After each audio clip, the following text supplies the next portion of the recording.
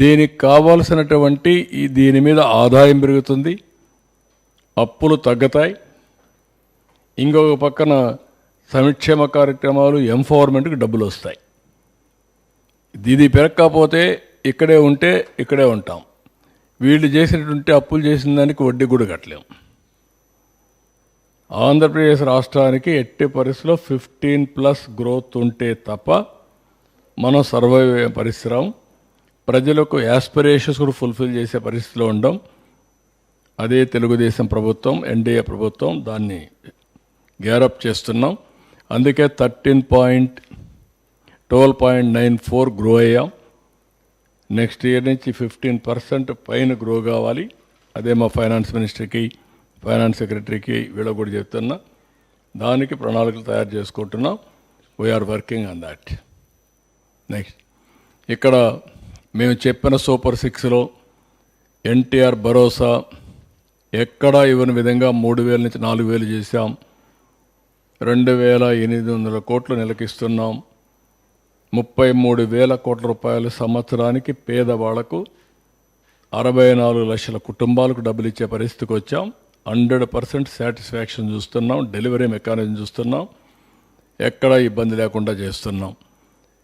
దీపం 2 ఇది కూడా రిలీజ్ చేశాం. దీనికి కూడా రియల్ టైంలో వాళ్ళకి డబ్బులు ఇస్తూ 3 సిలిండర్లు ఉచితంగా ఇస్తున్నాం. 895 కోట్లు డబ్బులు కూడా పిటికి రిలీజ్ చేశాం. ఇంకొక పక్కన అన్నా క్యాంటీన్ రివైవ్ చేశాం. 5 రూపాయలకు 204 అర్బన్ సెంటర్స్లో పెట్టాం. రూరల్ సెంటర్స్ కూడా ఇప్పుడు తీసుకుంటున్నాం. Every constituency mega DSC by June position చేస్తాం. New policies, free sand policy, liquor policy, clean energy policy, industries, food processing, MSME ఇవన్నీ తీసుకొచ్చాం. ఇంత మునుపు 6 నెలలకు ఒకసారి, 3 నెలలకు ఒకసారి ఇచ్చే పెన్షన్ని లేకపోతే జీతాలని రెగ్యులరైజ్ చేశాం. ఎవ్రీ మంత్ ఫస్ట్కి ఇస్తున్నాం. అవుట్ స్టాండింగ్ లయబిలిటీస్ కూడా క్లీనప్ చేసుకుంటూ వస్తున్నాం. ఇప్పుడు మీరు చూస్తే 8,258 కోట్లు ఇరిగేషన్కి, రోడ్స్కి, వర్క్స్కి, ఇవన్నిటికి ఇచ్చే మళ్ళీ ఎకనామిక్ యాక్ట్ రివైజ్ చేశాం. పంచాయతీరాజ్లో దగ్గర 1,443 కోట్లు రిలీజ్ చేశాం. ఫైనాన్స్ కమిషన్ డబ్బులు తీసుకొచ్చాం. సెంట్రలీ స్పాన్సర్డ్ స్కీమ్స్ 9,015 కోట్ల రూపాయలు ఇచ్చేసి దగ్గర 73 స్కీమ్స్ని రివైవ్ చేశాం.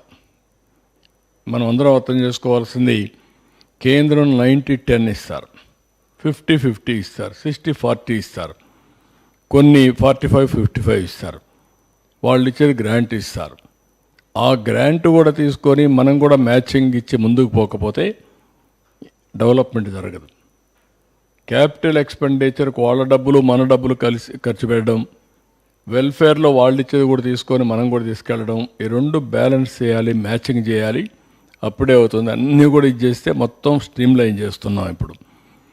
ఇప్పుడు మీరు చూస్తే